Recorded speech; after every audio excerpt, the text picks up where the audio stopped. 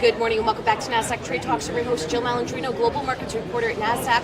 Coming to you live throughout the day at IDX 2018 at the Brewery in London. Joining me for this segment is Conor Taggart. He is the Managing Director of Strategic Relationships over at Nasdaq, and we're going to focus on alternative data and the European investor. Conor, thank you so much for joining us at IDX. And how do you define alternative data? Good question. Alternative data is non-traditional information that's not typically associated with financial analysis, but at the same time it can be leveraged to gain a deeper insight into the market. For example, a fund could want to know the performance of a European retailer. So instead of looking at sales and margin ratios, they could start looking at satellite imagery of car parks, how busy or not they actually are. They could also look at geolocation data to see, check footfall compared from last month to last year. And this is all with the aim to gain that deeper insight and to maybe support a view, for example. It's definitely much different than the old days when you have to go to the mall, the shopping centers, and you physically count people coming in and out. But why is alternative data important to the European investing community? I think it's important for all investors, but it's especially important for European investors. It's such a fast-paced industry. So if our European institutional community, if they're not keeping up to date, if they're not staying competitive, there's a real risk of them staying behind and not being competitive.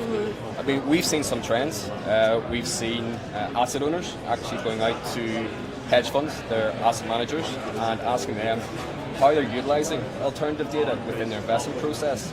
And the US, they've been, as always, really early adopters of alternative data, and they're starting to see some really interesting returns at the moment. Are there any challenges with alternative data in the European investor? I think everyone from quantitative funds to fundamental funds are finding every aspect of alternative data process difficult. That's from being bombarded by thousands of different data sets every year. They have to filter through that. Once they do decide the ones that they actually want to talk about, they have to spend time, effort, money actually structuring and normalizing that data to a point where it's useful. And a lot of the time it's not. Then we have our fundamental funds who might be in the exploratory stage at the moment, and they don't want to assign large parts of their budget to quantitative talent or quantitative infrastructure, and they don't spend large amounts of money on data sets that, one, they don't know how to use, and two, that might be completely irrelevant for them.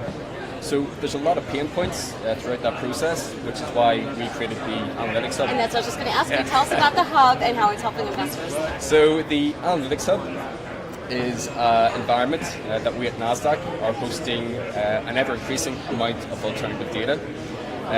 For a data set to actually be awarded a place in our hub, it has to go through a rigorous process, and that starts off with our data science team, who start to vet the third-party data providers, and then we will take the action of taking our data, structuring it, cleaning it, normalizing it, and then we start to think like the client a little bit there, where, okay, what do they want? So we add symbology, we add standardized timestamps, and then we add a machine learning process to the data as well. And that's to generate a signal or to set that data set in a certain view that's easy to use by our client. And those are the type of data sets that clients are mostly looking for? Yeah, I mean, clients are always going to want shiny, new, really hard to get data sets. Got to generate the alpha, exactly, right? Yeah. And we'll continue to give it to them. We'll start providing satellite imagery, ESG, supply chain data.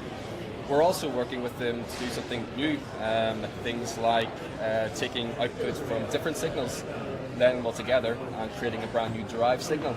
But I think at a very basic level, clients are just looking for a source of good quality data that's ready to use and ready to test. All right, well, thank you very much for joining me at IDX, and thank you for joining me. I'm Jill Malandrino, Global Markets Reporter at Nasdaq.